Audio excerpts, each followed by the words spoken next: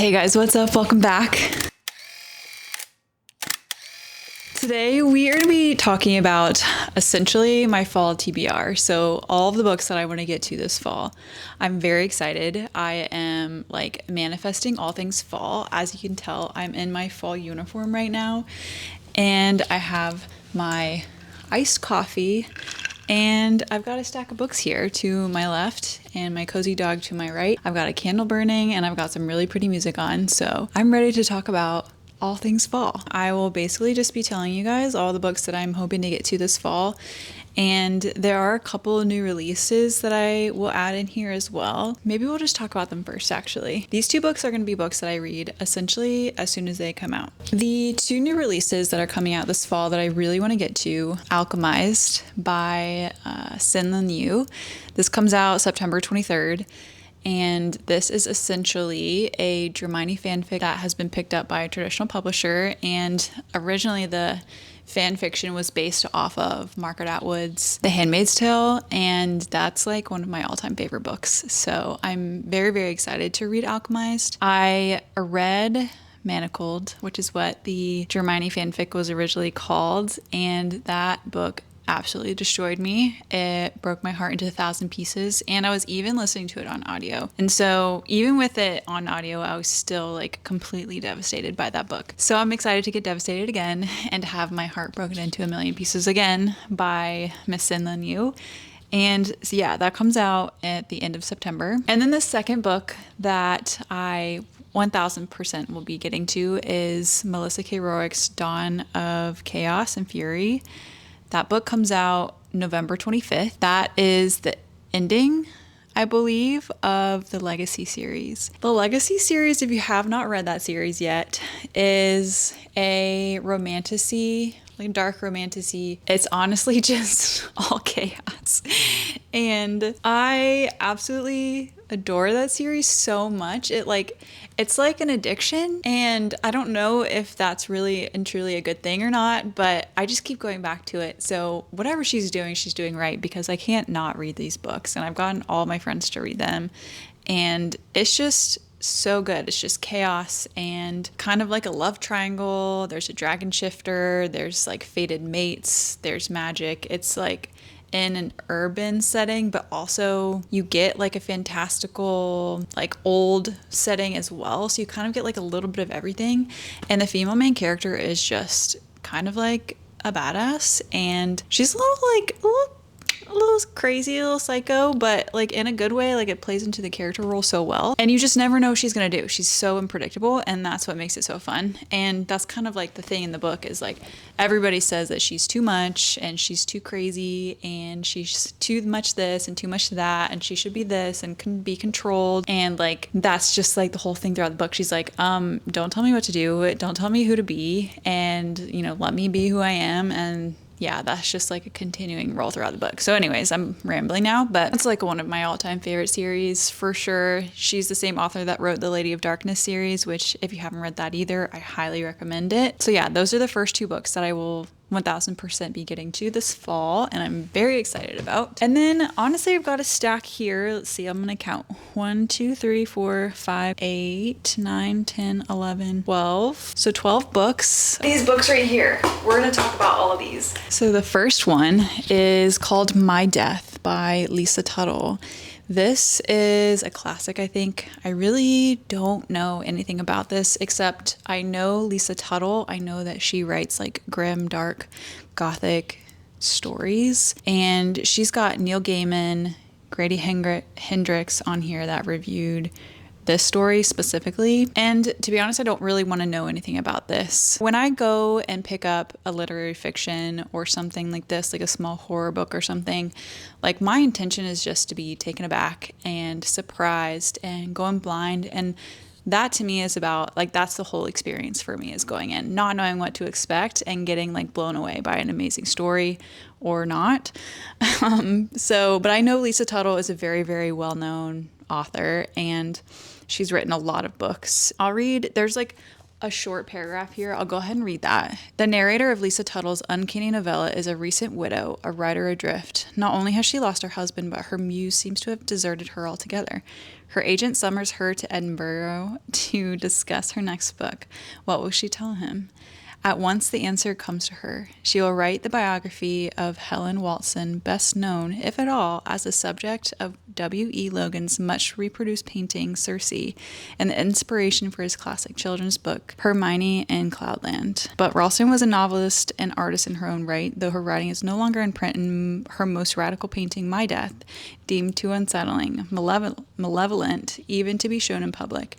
Over the weeks that follow, Ralston proves an astonishingly cooperative subject, even as her biographer uncovers eerie resonance between the older woman's history and her own. Whose life is she writing, really? So it seems a little creepy, a little eerie, and it's about a novelist and a writer and a painter, so I can get down with that.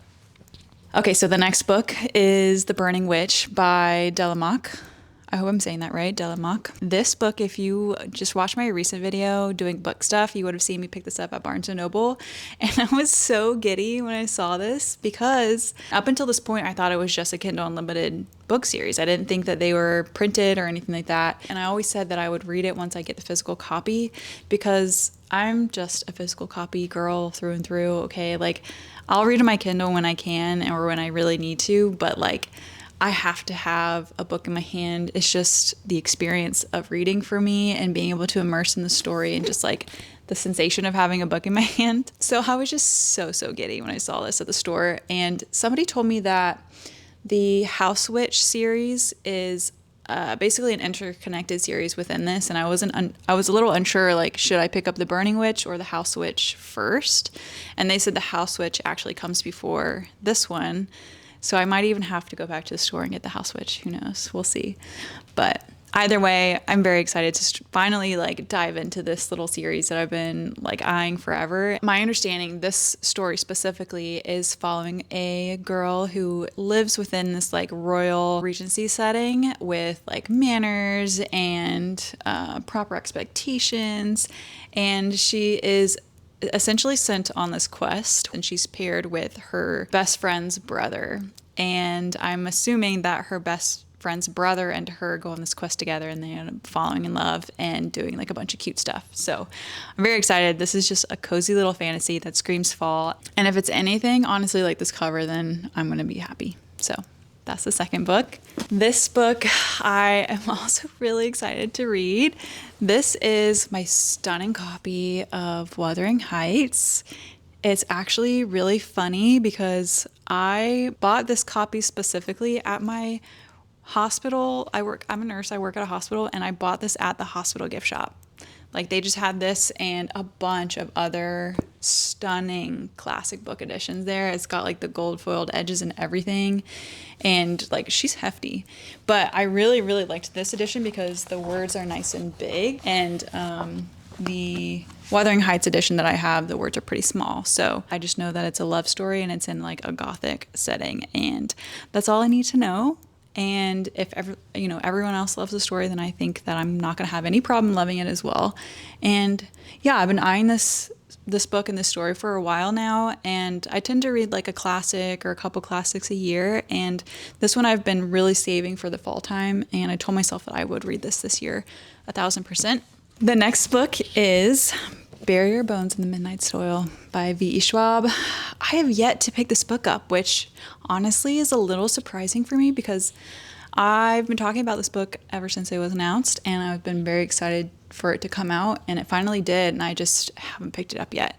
And I think the main reason is just because I've been saving it for fall, and she's a little bit thick, and I have been in and out of like a reading slump all summer, and I think it's kind of like a reading slump / life slump. And so I've been looking more for like quick, fast-paced, shorter books to read, I think, this summer. I don't think that this is going to be a quick, fast-paced, short book at all.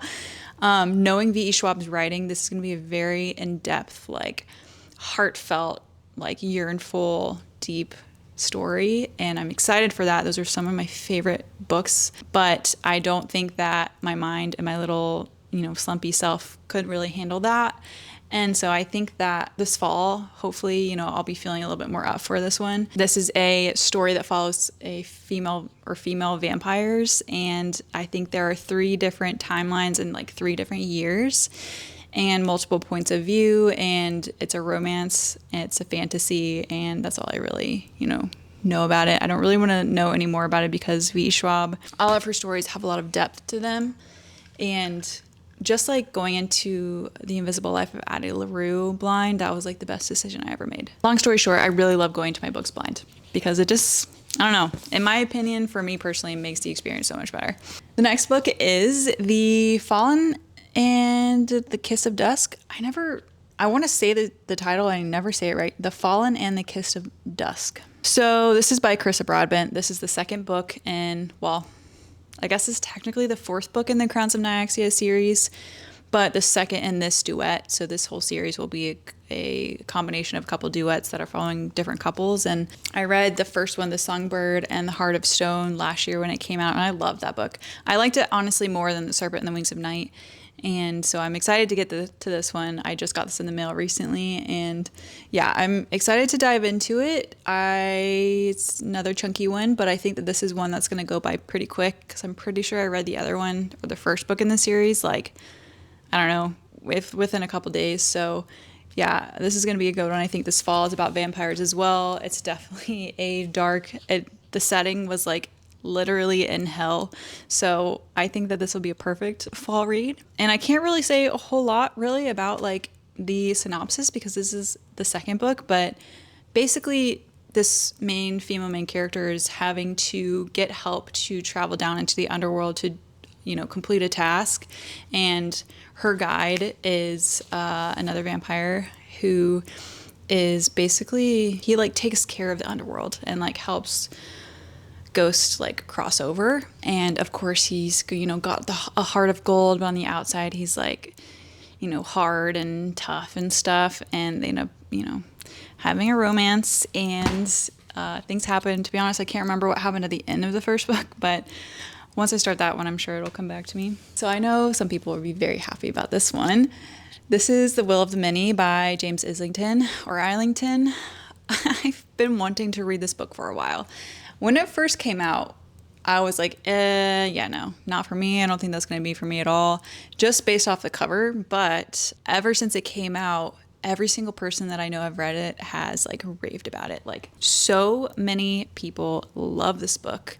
This is a dark academia, school setting, fantasy. I think it's been compared to Olivia Blake's The Atlas Six, but like much, much better. I have not read this book yet because there is another book coming out, and we don't really know when that's coming out yet. And so I don't want to read this. And if it's like a pretty in-depth book, which I think it is, I don't want to read it and then have to sit on it for another year, 2 years while we wait for the next release, and then forget everything and have to reread it. So I've just been waiting for us to get a release date for the second book to really like start it. But honestly, this is a perfect fall read, I believe, what I've been told. And so I just really think I need to read it. And I think we have gotten more talk on like when a release date will be, and like final edits are in the process and stuff. So I feel comfortable, reading it now. At the Elite Katanen.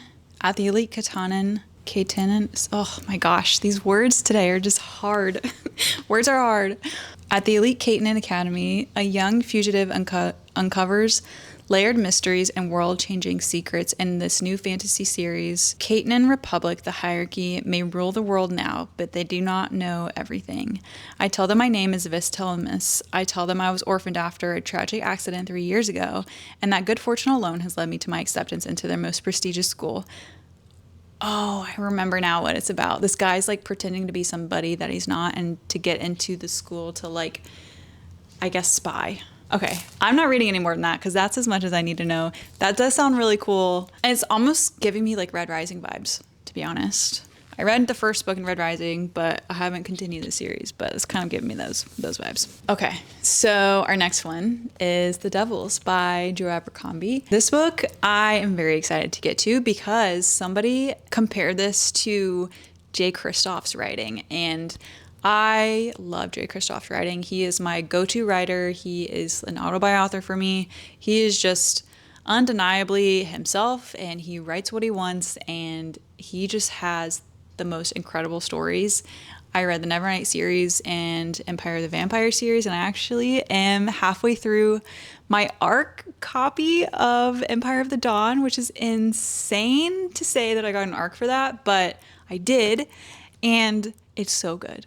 It's so good. I can't wait till I have the physical copy in my hands. But anyways, this Joe Abercrombie's writing has been compared to J. Kristoff, and so I think I'm going to love it. I think that this has been described as like kind of odd and quirky and gothic and a little bit weird, but I'm here for it. And it's chunky, but I do think that once I start it, I'm going to really enjoy it. So it says, Brother Diaz has been summoned to the sacred city where he is certain of condemnation and grand holy assignment waits him. But his new flock is made up of unrepentant murderers, practitioners of ghastly magic, and outright monsters. The mission he is tasked with will require bloody measures from them all in order to achieve his righteous ends. So I just think it's going to be kind of crazy and weird and probably a little devilish, and I'm here for it. The next book that I have on my fall TBR is Thistlefoot by Gina Rose Nethercott. I had this on like one of my summer TBRs, but I did not get to it. It is a really cool cover, and honestly that's kind of like why I originally had picked it up, because the cover really intrigued me. And I think it's been compared to Howl's Moving Castle, which I have not read, but I actually have it on my shelf, and I know that so many people, adore that book. So this is like a Howl's Moving Castle for adults. This just like really looks like a fun, cozy fall read to me. It says, I'll read a little bit. It says, the Yaga siblings Bellatine, a young woodworker, and Isaac, a wayfaring street performer and con artist, have been estranged since childhood, separated both by resentment and by wide miles of American highway. But when called to receive mysterious inheritance, the siblings are reunited, only to discover that their bequest isn't land or money, but something far stranger, a sentient house on chicken legs. What? Oh my gosh. Yeah, I'm excited for this. It's going to be really fun. I think it's just going to be a goofy, fun, probably like kind of like a little creepy book. And yeah, I'm excited for that. Maybe I'll read this on our trip in September or something for just like a fun light read. The next one that I have that I got actually from the thrift store, I think, is The Dowry of Blood by S.T. Gibson. I have not read anything by S.T. Gibson. I know she's got a lot of well-known, well-loved books, and A Dowry of Blood is kind of like a Dracula retelling, ? And so it's about vampires. I think this is like one of those classic romantic-y fall reads with vampires that you kind of just like need to read. And I know a lot of people really, really like this book. Hannah Witten reviewed it and said, a dizzying nightmare of a romance that will leave you aching, angry, and ultimately hopeful. Okay. A Dowry of Blood is a glittering tale of obsession, seduction, and power as told through the letters of Dracula's first bride. Stunningly gorgeous and devastatingly romantic, you won't want to miss. What, you're reading like the letters of Dracula's first bride and it tells the story of their romance, maybe? It's not that long, nice and short, and vampires are not my favorite to read about. I have a lot of vampire books in here though, but like if it's a good book, I'm gonna love it. So yeah, this one I'm very excited about. The cover is intriguing, and those stories that are like somebody's narrating the story, or you're reading letters that narrate a story and you're kind of like looking back in time, like those are one of my favorite ways to read a story and to be told a story. That's how it's told in the Empire of the Vampire series. That's how it goes for the Name of the Wind series. So yes, that one I'm excited about. Okay, the next one is a little out of my comfort zone. That's Slewfoot by Bram.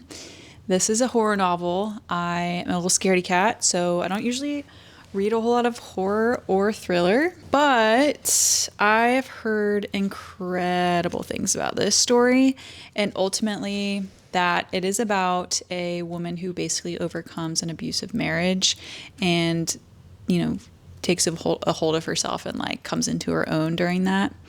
Also, this book has a bunch of like really pretty artwork in it. I'm trying to find it. Just like really creepy, like strange artwork. And that's kind of like what drew me to it. And then I also watched Sydney the Bookworm review it last year, and she said she loved it. So I'm intrigued. Definitely intrigued by this book, and I bought it just off of that review because I've definitely seen it around, but it honestly looks a little too creepy for me. But I think just knowing that that's kind of like the backstory or like the foundation story, I think I'm going to really, really love it because of that. So I'm excited for this one. Let me know if you've read this book or any of Brahms' books before. I've got 3 more books to talk about. My camera's about to die, so we'll see if we can get through these before it dies. Blood Over Bright Haven by Emma Wang. This is the author that wrote The Sword of Kagan, or Kaigan, which I have not read yet, but I know that that's also really well loved. And I know so many people really, really love this book. So this is also another dark academia that I think is just like a fantasy inspired. Like it says, the first woman ever admitted to a prestigious order of mages unravels a secret conspiracy. I cannot speak today. Prestigious order of mages unravels a secret conspiracy that could change the practice of magic forever. And this is standalone dark fantasy. I didn't know this was a standalone. That makes it so much better.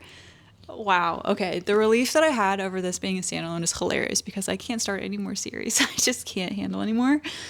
That's so cool. Okay. So yeah, it sounds like this girl, she gets accepted into this really prestigious academy and she discovers this thing and uncovers a lot of probably like dark secrets and stuff. I think there's a romance as well involved in this. So yeah, I'm excited. I actually had the indie version of this book and people were like trying to buy that for like $100. It was crazy. The last 2 books, Juniper and Thorn by Ava Reed. This is a short little book and it's just giving like a fairy tale retelling. Yeah, it's the juniper tree in which a young witch seeks to discover her identity and escape the domination of her ruthless wizard father. Perfect for fans of Shirley Jackson and Catherine Valente. Her and her 2 sisters live with their wizard father in a city, shifting from magic to industry. She and her sisters are a little more than tourist attraction as they treat their clients with archaic remedies and beguile them with nostalgic charm. She spends her days divining secrets in exchange for rubles and trying to placate her tyrannical, xenophobic father who keeps his daughter sequestered from the courtside world. They sneak into a ballet theater and she meets a dancer who quickly captures her heart. Caught between history and progress, blood and desire, Marlekin must draw upon her own magic to keep her city safe and find her peace within it. So this sounds sweet. She looks very determined in this cover, so I think this is going to be a really good one. If I like this book, then I definitely want to pick up The Wolf and the Woodsman because I saw that recently at Barnes & Noble, and the special edition they have out right now is so pretty. Okay, so the last book that I have on my fall TBR is The Witch's Heart. This is by Genevieve Gorniak. I was just like so intrigued by this cover. I love anything that's like a witchy book. Anything witchy in all seasons I'll read. Just, I don't know, I'm just like drawn to it. Maybe I was a witch in another life, who knows. I picked this up without really knowing like any reviews or anything. But this says, when a banished witch falls in love with the legendary trickster Loki, she risks the wrath of the gods in this moving submersive debut novel that reimagines Norse mythology. It's a Norse-inspired witchy book. With help from the fierce huntress Skady, with whom she shares a growing bond, Engroba must choose whether she'll accept the fate that she's foreseen for her beloved family or rise to remake their future. From the most ancient of tales, this novel forges a story of love, loss, and hope for the modern age. I just love that so much. This is kind of giving me the feeling of like Wayward, and I loved Wayward. I'm excited. I might want to pick this up like relatively soon. I picked this one at Half Price Books a little while ago, and I've just been like itching to pick it up. I'm so excited about all of these books, like so excited. I wish I could read faster. I think I say that in every single TBR video that I do. Tell me down below like what you guys have on your radar this fall, because I don't want to miss anything, and I have so many books that I want to read, but I also like know that there are so many out there that I'm probably forgetting. So yeah, tell me what you guys have on your like top priority list this fall, what you're thinking about reading this fall, so we can get some options and my TBR can have more friends. Thank you guys so much for being here and coming in on our like cozy fall TBR video, and I will see you guys in the next video next Saturday, and I hope that you guys have had a wonderful week and a wonderful weekend, and I will see you guys in the next video. Bye guys.